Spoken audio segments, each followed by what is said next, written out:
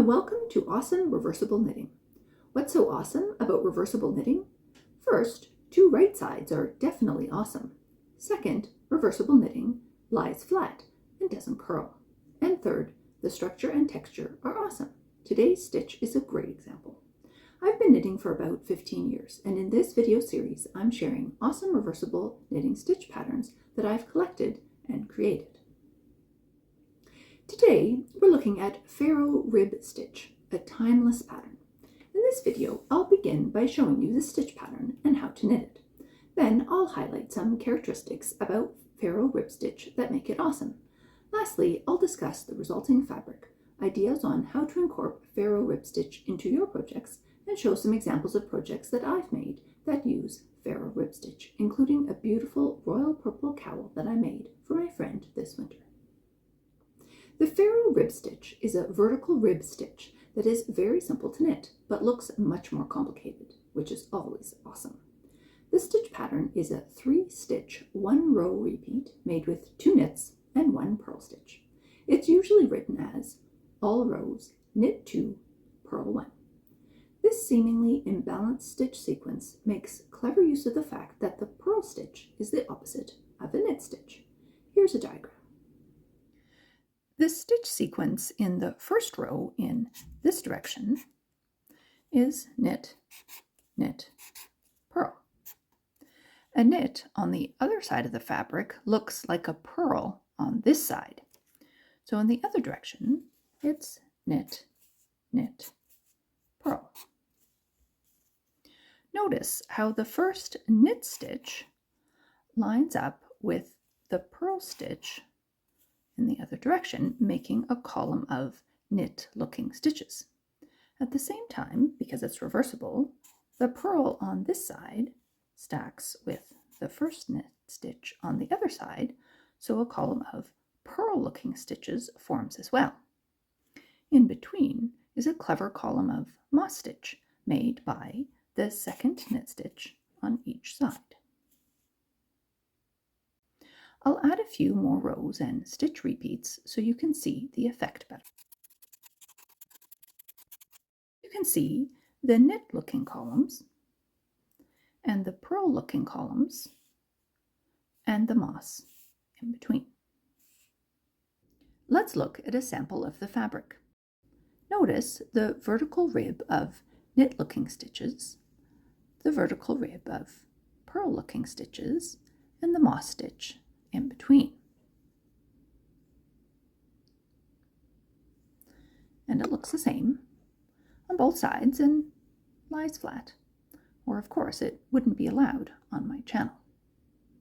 It's very easy to keep track of your knitting by paying attention to the knit and purl columns as you work. You can easily see the mistake here in the knit column. Let me know in the comments if you spotted it before I pointed it out. As for the column of moss stitch, the second knit stitch should always have a purl on the other side. So here you see knit, knit, purl, and the moss stitch, which was a knit on the other side, has a purl bump on this side. So what's so awesome about the Farrow rib stitch? My favorite aspect of the stitch pattern is how the column of knit-looking stitches turns slightly. This is due to the column of purl stitches to the right of the knit-looking column versus moss stitches to the left. Specifically, because of the transition from the purl stitch to the knit stitch, the right leg of the knit stitch is pulled back. This makes a very interesting topography in the fabric. Farrow rib is a great stitch pattern for beginners because it's very simple to make, as well as for more experienced knitters because of its subtle elegance. I much prefer the look and feel of this rib to 1x1 or 2x2, even though it's just as easy. I also like the 1-row repeat since it's naturally reversible and you don't have to remember what row you're on. So what awesome projects can you make with Farrow rib? As with most rib stitches, the Farrow rib has some suppleness to it, so with the right yarn and needle size, it can make a nice baby blanket that's not overly cutesy. Also, it's not as stretchy as other ribs and doesn't lose its shape, so it's great for structured scarves and cowls as well. Here's a round cowl in Farrow rib. I find it an ideal stitch for gifts for anyone on your list. My favorite project using this stitch is this Mobius cowl I made for my friend this winter. Using just one ball of chunky yarn, it worked up very fast and the color looks great on her. So what's next? I've shown you some examples of how awesome Farrow rib stitch is. Please feel free to share in the comments projects that you've made with this timeless stitch. For the next video, we'll be looking at diagonal stitch patterns, including chevrons and zigzag stitches. I'll be featuring a cozy blue scarf I made for my husband years ago, and this self-striping scarf behind me, and a section of the oversized sampler scarf I've shown before. So pick up your knitting and create something awesome. I'll do my best to respond to comments, and I'd love to hear about your favorite reversible knitting pattern. Also, feel free to subscribe to my channel for more awesome reversible knitting.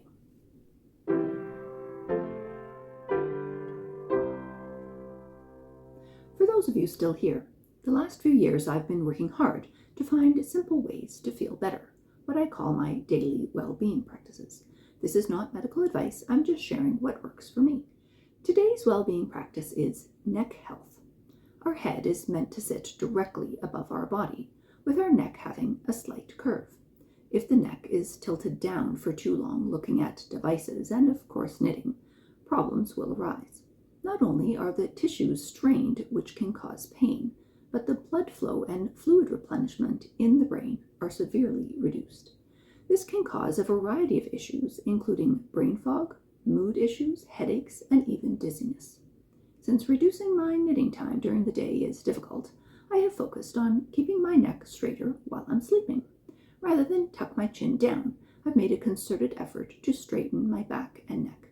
This seems to be helping my brain feel better during the day. Many medical practitioners have whole videos on this. If you need more info, they're easy to find. Have a great day.